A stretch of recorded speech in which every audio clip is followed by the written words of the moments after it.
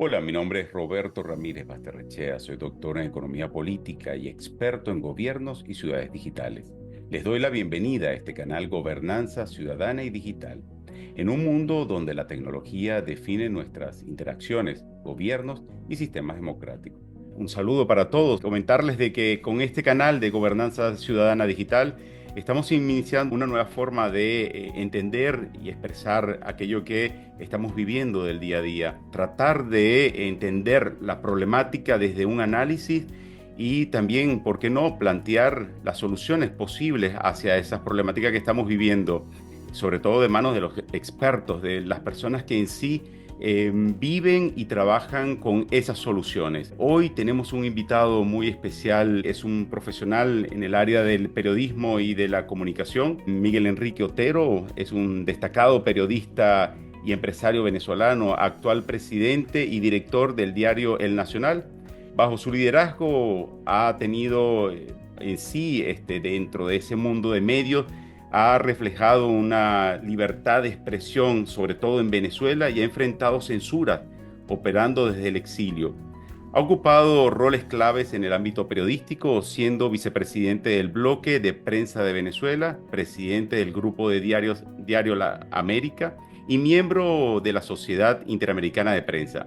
Entre sus reconocimientos destaca el Premio Internacional del Periodismo de El Mundo 2010 y el Premio Luca de Tena de ABC España 2015 por su defensa de la democracia y el periodismo independiente. Miguel Enrique, bienvenido. Gracias. Hola, buenos días. Gracias por tu invitación y tu palabra. Miguel Enrique, bueno, hay algo importante y en los últimos acontecimientos que están pasando en el tema Venezuela sobre las declaraciones, concretamente sobre las declaraciones de María Corina Machado y la industria petrolera, que hace poco hemos escuchado sobre ella. Ha sostenido en estas reuniones actores claves en el sector energético, ha presentado una visión sobre el futuro de la industria petrolera en Venezuela. Estas declaraciones han generado diversas interpretaciones sobre el rol que podría jugar el sector privado en la comunidad internacional en la reconstrucción del país desde su perspectiva. ¿Qué busca proyectar políticamente María Corina Machado con estas declaraciones y qué margen de acción cree usted que tiene para comprometer el futuro del sector petrolero sin aún tener una estructura de poder formal que respalde su planteamiento? Bueno, yo creo que es muy importante la asistencia de María Corina a este Congreso de Energía que se celebró en los Estados Unidos, que ella mandó emisarios y fue virtual, porque el régimen de Maduro trata de vender una idea de bienvenidas todas las multinacionales, en fin, cosa que no es verdad. En Venezuela las condiciones para producir petróleo, para refinar petróleo, para todo lo que tiene que ver con el industria del petróleo, está muy restringida. Primero, porque no hay Estado de Derecho. Segundo, porque las condiciones donde está el petróleo, las condiciones de seguridad, las condiciones de sindicales, en fin, una cantidad de elementos son verdaderamente desastrosos. Y además hay que a- agregar que las condiciones para producir petróleo en Venezuela requieren una empresa mixta donde el Estado tenga, o sea, PDVSA, más del 50% de las acciones. Entonces, es una espada de Damocles, porque en un momento determinado ellos deciden todo, deciden dónde van las utilidades, deciden a quién contratan, cuáles son los proveedores, en fin. Tener más del 50% de las acciones verdaderamente es perder todo el control de la empresa. Entonces, Correcto. en esas condiciones, a pesar de que el petróleo, por supuesto, es un negocio fabuloso, pues las condiciones para que Venezuela pueda llegar a una producción de 3.300.000, que era lo que tenía Venezuela como producción cuando llegó Chávez al poder, en estas condiciones de Maduro es francamente imposible. Y si además nos planteáramos lo que la PDVSA de aquel momento tenía como plan, que era llegar a 7 millones de barriles diarios, pues es más imposible todavía. Entonces, María Corina lo que hace es mostrarle a las multinacionales que regresar a lo que era antes la, la visión petrolera de Venezuela, con una participación mayor del sector privado y sin las condiciones que impone el régimen, va a ser una situación mucho mejor para crecer la producción y para la inversión en petróleo, que además esta gente además destruyó la refinería. Ujú. O sea, porque no es solamente producir el petróleo y sacarlo, el crudo, sino que además está el tema de las refinerías, está todo el proceso intermedio, que donde nosotros teníamos la refinería, una de las tres refinerías más grandes del mundo, que era Moai, que ahora está totalmente destruida, y otras refinerías. Entonces, lo que plantea María Corina es regresar con una participación mayor del sector privado a un modelo de crecimiento constante de la producción petrolera y de la refinación. Eso quería preguntar, porque aparte de que el tema, sí que es cierto que el tema energético, petrolero energético, eh, tiene mucho interés a nivel internacional, pero también hay una realidad que es la infraestructura en Venezuela. Esa infraestructura ya no cuenta con las mismas condiciones que teníamos anteriormente. El tema, eh, este, ya la inversión privada o tratar de ofrecer las acciones de la industria petrolera al sector privado no es algo nuevo, ya se había pensado anteriormente. Esta infraestructura deteriorada se puede verdaderamente mejorar de la noche a la mañana o rápidamente. Bueno, se requieren unas inversiones gigantescas que Venezuela no está en condiciones de hacerlas porque esta gente destruyó la economía venezolana, destruyó un Ujú. país endeudado, sin reservas, sin producción, es terrible. Entonces, obviamente, para poder lograr eso, no vamos a pretender recurrir a las multilaterales, porque las multilaterales van a financiar la reconstrucción del país, no la reconstrucción de la industria petrolera. Eso quiere decir que la única manera de reconstruir la industria petrolera y ponerla en buenas condiciones es con la inversión privada, que es algo que es obvio, pero no es obvio para Maduro, porque ellos tienen una ideología que impide hacer una cosa así. Entonces, por supuesto, ellos están restringidos por mil temas distintos, pero además por un tema ideológico, que ellos no quieren nada con el sector privado. Correcto, pero ya a ir a un punto de realización, en el tema de María Corina Machado no se cuenta con un control o no tiene en este momento ningún tipo de función pública para ella tomar una decisión sobre sobre esta área, sobre esta rama. Y sobre todo teniendo en consideración las declaraciones de Marco Rubio sobre las nuevas elecciones en Venezuela. El senador estadounidense Marco Rubio ha sugerido recientemente que la solución a la crisis política venezolana pasa por la realización de nuevas elecciones. Esta propuesta contrasta con la postura sobre el sector considerado en resultados en diferentes elecciones del 2024 y que busca nuevamente el establecer un proceso electoral. ¿Qué implicaciones tendría esto para esa propuesta que está planteando María Corina Machado? Y plantear nuevas elecciones es un reconocimiento de la inviabilidad de la transición bajo el liderazgo actual, o por el contrario, un intento de redirigir el proceso hacia una solución más estructurada y negociada. ¿Cuál sería su opinión sobre esto? Bueno, yo no creo que Marco Rubio esté proponiendo unas elecciones con el Consejo Nacional Electoral que tenemos. Yo me imagino que él lo que está diciendo, porque no lo aclaró muy suficientemente, es que Venezuela, para retomar su camino, tiene que haber unas elecciones, pero unas elecciones después de que salgamos del régimen y que un gobierno de transición convoque unas elecciones, no Mm, que unas elecciones convocadas por Maduro y con el Consejo Electoral de Maduro. Eso no tiene ningún sentido en el pensamiento de Marco Rubio. Él está diciendo, mira, aquí hay que sacar a esta gente, hacer una transición rápida, hacer unas elecciones y después de esas elecciones, entonces podremos retomar de manera expedita la reconstrucción del país. Porque en esa transición, por supuesto, los multilaterales y todo ese sistema no funciona en una transición donde hay un régimen que tomó el poder por la fuerza.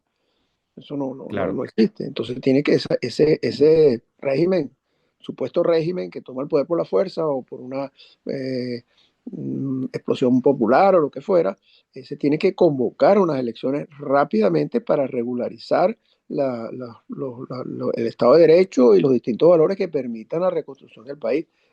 A eso creo yo que es a lo que se refería Marco Rubio. Yo no creo que él esté llamando unas elecciones con el Consejo Nacional Electoral de los enemigos de los Estados Unidos.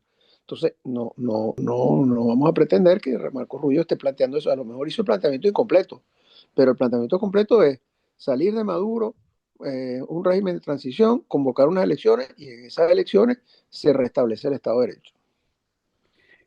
Bueno, hablando un poco sobre el tema de la digitalización, ¿cómo ha sido para ti esa experiencia de pasar de ese periódico impreso a la parte digital? ¿Qué beneficios le ves y cuáles han sido las mejores oportunidades que has tenido en este medio digital? Pero la verdad es que no ha habido ningún beneficio. Estamos trabajando como un medio clandestino realmente, porque la represión es muy fuerte. Ellos eliminaron el periódico de papel, nos confiscaron las instalaciones, ahora somos una plata, pero estamos bloqueados. O sea, ellos ordenan a las telefónicas bloquear la página, ¿no? Entonces, dentro de Venezuela, aunque mucha gente lo ve, porque tienen un VPN o contratan servicios satelitales, o a lo mejor el sistema de bloqueo no es tan eficiente, mucha gente lo ve, pero en la práctica no tiene un beneficio. La migración a Internet, que es un fenómeno mundial, a nosotros no nos cae dentro de ese fenómeno mundial, a nosotros nos cae porque nos impidieron imprimir en papel, nos prohibieron prácticamente imprimir en papel. Ahora, claro, es una revolución en lo que era antes el periódico impreso y lo que era la prensa escrita. La revolución digital es algo verdaderamente, digamos, explosivo en relación a lo que eran los medios tradicionales, porque hoy en día cualquiera tiene un medio y hay que competir no con los otros medios. Nosotros no tenemos competencia con otros medios prácticamente porque somos la referencia editorial, la referencia mediática venezolana. Pero si compites con un universo de medios y de noticias que están en Internet, que, que le quitan pues el peso que tenía el periódico impreso en otra época. El periódico impreso era digamos, el rey de la prensa. Hoy en día, el periódico impreso, eso no es una cosa venezolana, es una cosa mundial. Ya. No tiene el peso que tenía antes. Ahora, claro, tú le puedes llegar nosotros le llegamos, ¿cuál es la ventaja?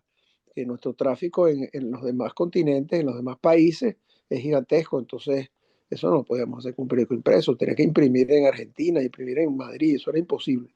Y ahora Mm. sí, con Internet, tú tienes una presencia global que antes era imposible tenerla. Y además tienes una inmediatez en la noticia, porque tú puedes ir poniendo las noticias según vayan ocurriendo. Antes el periódico salía, ponías lo que estaba hasta la madrugada y ahí hasta el día siguiente no podías poner más nada.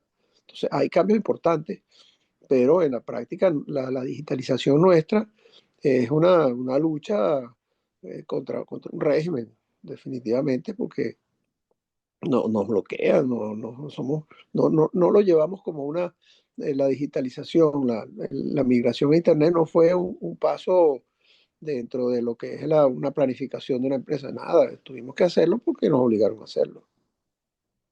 Correcto. O sea que también en la parte digital también ves un poco limitado esa libertad de expresión que muchos esperamos o que desearíamos tenerla y que, bueno, dado algunas formas de represión y de control, evitan y bloquean el transmitir la información que tú estás tratando de enviar a Venezuela, que en muchos casos es hablar sobre una información transparente y una información que le dé claridad al ciudadano, pues tratar de entender la realidad y no manipulada, que es lo que están muchos recibiendo.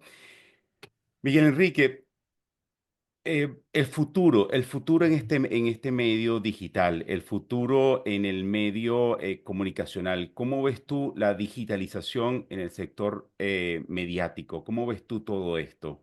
¿Cuál es el potencial que puedes ver en Venezuela a través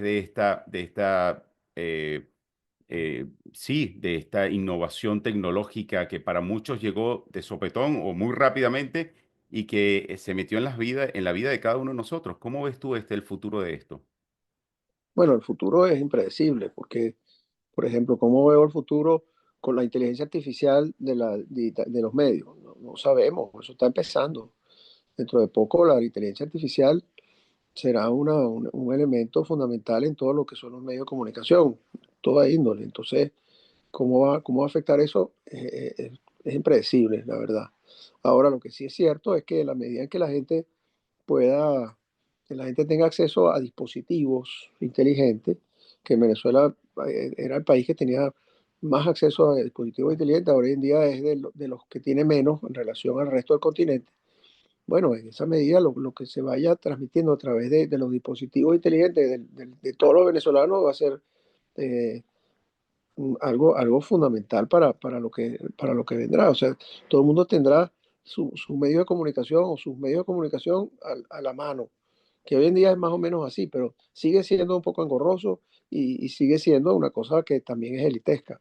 Pero el futuro es el futuro de que todo el mundo tenga su acceso a la información de una manera inmediata y veraz, porque también hay eso de la manipulación, bueno, eso pasa porque también en las redes sociales está el anonimato, eso debería desaparecer, el anonimato en las redes sociales. O sea, tú abres un Twitter con un nombre fake y pones lo que te da la gana y nadie te corrige aquello. A veces te quitan el Twitter, pero el anonimato en las redes sociales es algo que hace que se multiplique la desinformación. Pero yo sí creo que en un futuro, con esta cosa de la inteligencia artificial, con la generalización total de los dispositivos de acceso y con un control social, ¿no? Más que todo, de la validez de la información, bueno, el público en general, el público totalmente tendrá un acceso mucho mejor y mucho más eficiente a los contenidos editoriales, a los contenidos de noticias. Miguel Enrique, bueno, para mí ha sido un gusto y un honor haber compartido este espacio contigo. Me quedo con eso último que acabaste de decir, la veracidad de la comunicación y de la información en ese mundo digital, independientemente de que se utilice una tecnología o la otra, que se utilice la inteligencia artificial, por ejemplo, o que se utilice cualquier otro medio para transmitir y para crear contenido, es importante generar políticas públicas que estén fundamentadas en la veracidad y la realidad de la información. Miguel Enrique, quiero darte las gracias, muchísimas gracias por compartir este espacio conmigo y bueno, espero que podamos compartir en otros momentos. Ok, bueno, gracias. Pues un Gracias a gran ti, placer. Hasta un luego. gusto para mí. Hasta luego.